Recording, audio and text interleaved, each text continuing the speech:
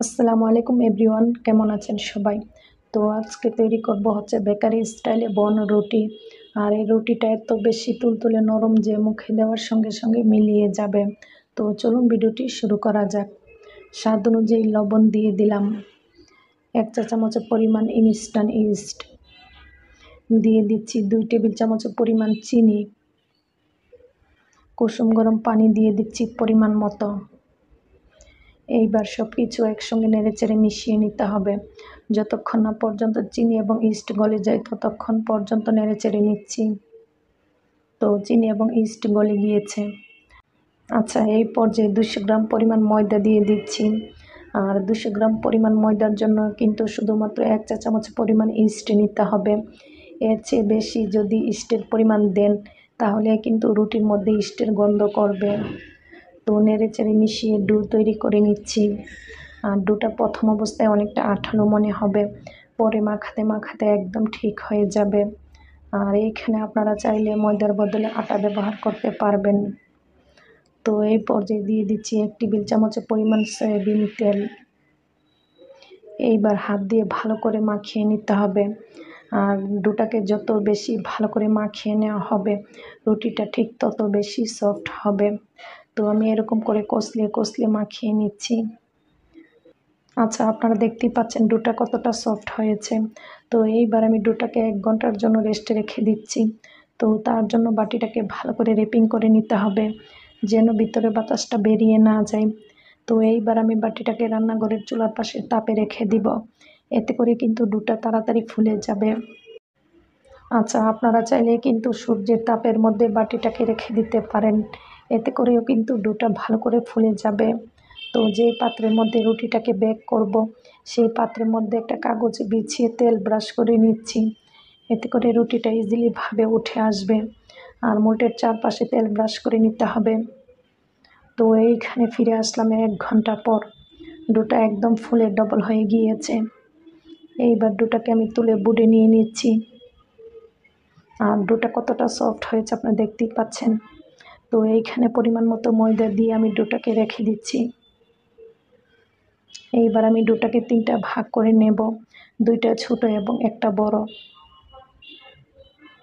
তো আমি 3টা ভাগ করে নিয়েছি।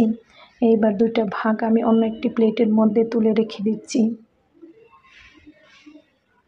আচ্ছা, প্রথমে ছোট টুকরাটাকে দিয়ে চেপে চেপে রুটি তৈরি করে নিচ্ছি। আর রুটির চারপাশটা যেন একই সমান হয়। তো আমি যতটা সম্ভব লম্বাটে করে একটা রুটি তৈরি করে নিচ্ছি। তো এইবার টাইট করে ফোল্ড করে নিতে হবে। তো একটু টাইট টাইট করে আমি ফোল্ড করে নিচ্ছি। তো আপনারা দেখতেই পাচ্ছেন আমি রোলটা কিভাবে তৈরি করে নিচ্ছি। এইবার এই পাশটা একটু পাতলা করে নিতে হবে যেন ভালো করে সিল করা যায়।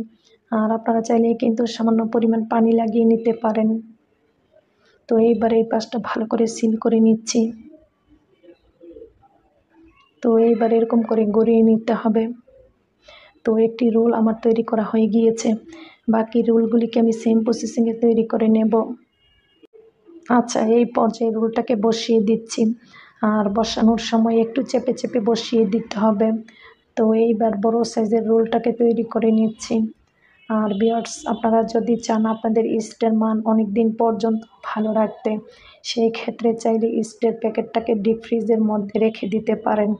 এতে করে কিন্তু ইস্ট 1 থেকে 2 বছর পর্যন্ত ভালো থাকবে যদি ইস্টের প্যাকেটের গায়ে এক্সপায়ারি ডেট থাকে।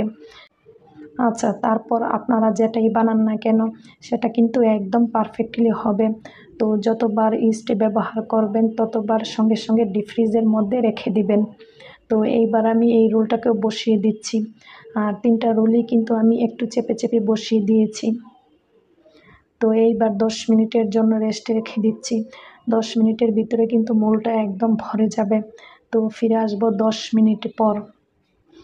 আচ্ছা, এই পর্যায়ে একটা ডিমের কুসুম নিয়ে নিচ্ছি। তো এইবার দিয়ে দিচ্ছি অরেঞ্জ ফুড কালার। এইখানে জাস্ট আঙুল দিয়ে একটু ছোঁয়া দিয়ে দেব, এতে করেই কিন্তু রুটির উপরে সুন্দর কালার চলে আসবে। তো এইবার আমি ভালো করে মিশিয়ে নেব। তো আপনারা দেখতেই পাচ্ছেন আমি কতটুকু কালার দিয়েছি। তো এটা দিলে কিন্তু আপনাদের রুটির উপরে সুন্দর কালার আসবে। তো এইখানে ফিরে আসলাম 10 মিনিট পর। বাটিটা কিন্তু একদম ভরে গিয়েছে। এইবার আমি ভালো করে ব্রাশ করে নিচ্ছি। অনেকেই বলেন যে চুলায় রুটি বেক করলে নাকি রুটির উপরে কালার আসে না। তো চাইলে আপনারা আমার এই টিপসটা ফলো করতে পারেন।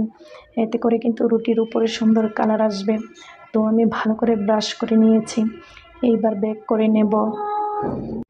আচ্ছা, চুলার আঁচ কমিয়ে পাতিলটাকে ঢেকে 5 মিনিটের মতন প্রিহিট করে নিয়েছি। তো আগে থেকে একটা স্ট্যান্ড দিয়ে রেখেছিলাম। এইবার রুটির মোলটাকে বসিয়ে দিয়েছি। এইবার ভালো করে ঢেকে 30 থেকে 40 মিনিটের মতন বেক করে নেব। আর চুলার আঁচ লোর চেয়ে সামান্য বেশি রেখে দিতে হবে। আপনাদের ক্ষেত্রে সময়টা কম বেশি লাগতে পারে। ফিরে আসলাম 40 মিনিট পর। তাহলে ভিউয়ার্স, রুটিটা কতটা পারফেক্টলি হয়েছে আপনারা দেখতেই পাচ্ছেন। তো এইবার চুলা থেকে নামিয়ে ঠান্ডা করে নিচ্ছি। তো রুটিটা একদম ঠান্ডা হয়ে গিয়েছে। এই পর্যায়ে মোল্ড আউট করে নিচ্ছি। তাহলে ভিউয়ার্স, আমার এই ভিডিওটি আপনাদের কাছে কেমন লেগেছে? যদি ভালো লাগে একটি লাইক এবং কমেন্ট করার অনুরোধ রইল। আর যদি সম্ভব হয় ভালোবেসে চ্যানেলটির পাশেই থাকুন। তো কতটা তুলতুলে হয়েছে আপনারা দেখতেই পাচ্ছেন। নিচের দিকটা কিন্তু একদম পুড়ে যায়নি। তো চাইলেই কিন্তু অল্প টাকা খরচ করে বেকারি স্টাইলে বনরুটি বাড়িতে বানাতে পারেন। আচ্ছা, এই পর্যায়ে রুটিটা ছিঁড়ে আমি আপনাদেরকে দেখিয়ে দিচ্ছি কেমন হয়েছে। তো আপনারা দেখতেই পাচ্ছেন ভিতরের দিকটা কতটা ধবধবে সাদা হয়েছে। তো চাইলেই কিন্তু দুধ, ডিম ছাড়া বাড়িতে এই মজার বনরুটি তৈরি করতে পারেন। যদি এতটা পারফেক্টলি বনরুটি বাড়িতে তৈরি করা যায়, তাহলে তো আর দোকান থেকে কিনে খেতে হবে না। তো কত বেশি সফট হয়েছে আপনারা দেখতেই পাচ্ছেন। তো আজকের মতন এইখানে বিদায়। সবাই ভালো থাকবেন। আল্লাহ হাফেজ।